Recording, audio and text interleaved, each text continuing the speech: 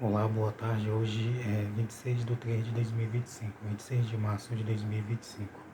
Então, Deus abençoe você, sua família, seus planos, seus projetos, seus objetivos. Que Deus lhe dê força, vigor, coragem e disposição. E que Deus lhe dê sabedoria, inteligência e discernimento espiritual. E que o Espírito Santo fale ao seu coração, em nome do Senhor Jesus Cristo. E que a vontade de Deus se cumpra na sua vida. Em nome de Jesus Cristo. Então, Antigo Testamento, parte 2368. Só que antes eu vou ler para você alguns textos que estão no Novo Testamento. Um que Jesus falou enquanto estava vivo, antes de ser crucificado e de ser ressuscitado, antes de ter a ressurreição. Então, João 3,16. Porque Deus amou o mundo de uma tal maneira que deu o seu Filho unigênito, para que todo aquele que nele crê não pereça, mas tenha a vida eterna. Então, um amor incondicional. Deus ama as pessoas e quer salvar, ele tem um amor incondicional, ele não põe condição. Ele ama o ser humano do jeito que ele é, como ele vive, dependendo do que ele faz, da cor, da nacionalidade dele, dependendo da nação que ele mora. Então, ele ama.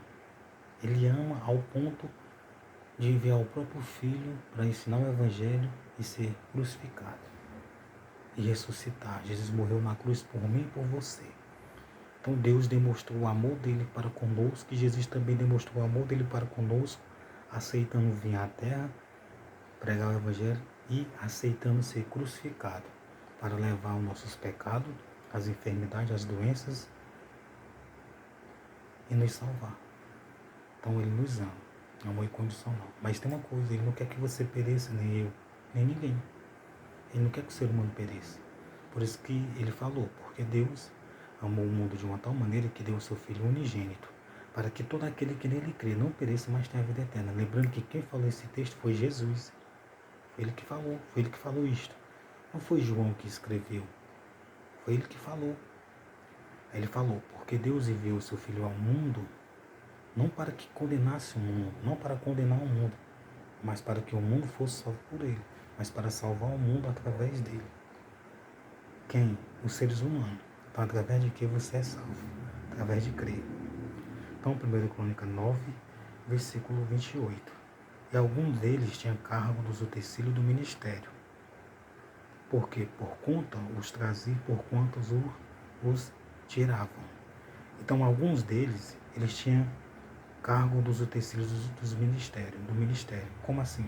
Entenda?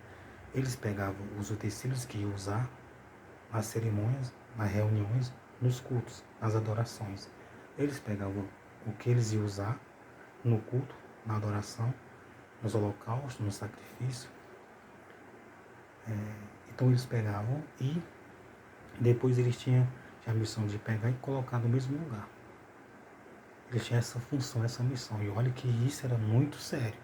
Se algum deles fosse roubador, ladrão, se algum deles fosse avarento, se algum deles tivesse uma conduta errada, se levasse algum utensílio, não seria bom. Eles seriam estipados, seriam apedrejados ou crucificados, que na lei tinha isto. Não matarás. Eles não tinham que matar entre si eles, mas se outro exército fosse lutar com espada, escudo e lança e matar, eles matariam.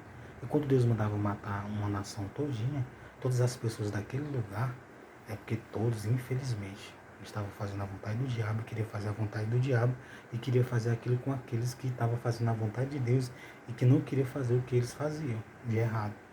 Entendeu por que Deus fez isso? Então eles tinham esse ministério. Ele tinha esses ministérios, essas responsabilidades. E você também tem, você tem um dom, você tem um chamado. Você tem dom, você tem chamado. Você tem algum serviço para fazer para Deus todos os dias. Lembrando que o serviço para Deus é para Deus. E você sabe o que é as coisas de Deus e as coisas do maligno.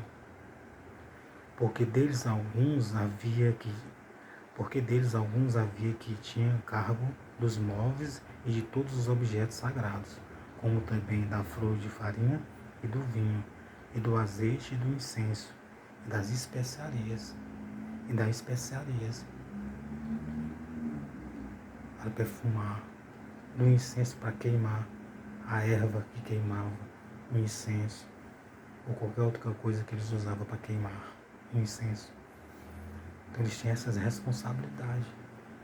E você tem hoje, dentro da graça de Deus, dentro do Novo Testamento, dentro da presença de Deus, crendo no Novo Testamento, missões. Seja quem quer que você seja, você tem. Então Marcos 16, versículo 15. Ide por todo mundo, pregar o Evangelho a toda criatura. Quem crer e for batizado será salvo. Então anunciar o Evangelho é a maior missão, a coisa mais importante que Deus mandou Jesus falar para os discípulos depois da ressurreição. Então ide por todo mundo, pregar o Evangelho a toda criatura. Quem crer e for batizado será salvo, mas quem não crer será condenado. Então é muito importante crer e se batizar, né? Então quando a gente fala isso, a gente está falando o que é o Evangelho? É os ensinamentos, os mandamentos de Jesus, as curas, os milagres, a ressurreição. Mas eu conheço tudinho, já li tudinho. Mas não pode parar de ler. A gente tem que continuar lendo. Quando você continua lendo, entenda. Quando você continua lendo várias vezes aquilo que Jesus fez, sendo que você já conhece há 10, 20, 30, 50 anos atrás, sabe o que acontece? A tua fé vai continuar firme, você vai continuar com uma fé em Deus, em Jesus Cristo, uma fé sólida, uma fé realmente que não será, como é que eu posso dizer, que não acabará sua fé. Que você está lendo, Jesus curou, sempre a tua fé vai aumentando, sempre tu vai se fortalecendo na fé. E a igreja que ensina os ensinamentos, os mandamentos, a igreja que mostra os milagres, as curas, as ressurreições de Jesus, quanto mais o povo ouvir, mais o povo a fé vai ficar fortalecida. A pessoa vai se fortalecer na fé. A fé não vai acabar.